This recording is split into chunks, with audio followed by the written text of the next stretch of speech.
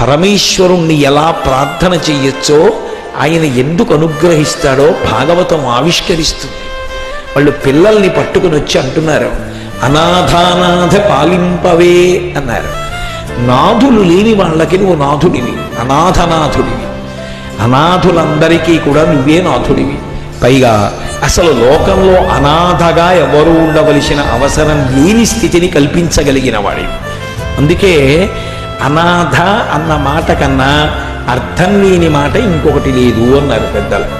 ఎందుచేత అంటే ఒక మాట ఉందనుకోండి, నామం ఉంటే రూపం ఉంటుంది, అలాంటి వాడు ఎవరో ఉండాలి అని. అనాథ అన్నాను అనుకోండి, ఎవరో ఉండాలి.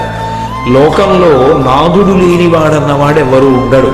ఎందుకంటే అందరికీ భగవంతుడు ఉన్నాడు. మరి భగవంతుడికి నాథుడు లేడుగా, అందుకని ఆయనే అనాథుడా అంటే ఆయనకి ఆవిడుంది. అందుకే ఆవిడ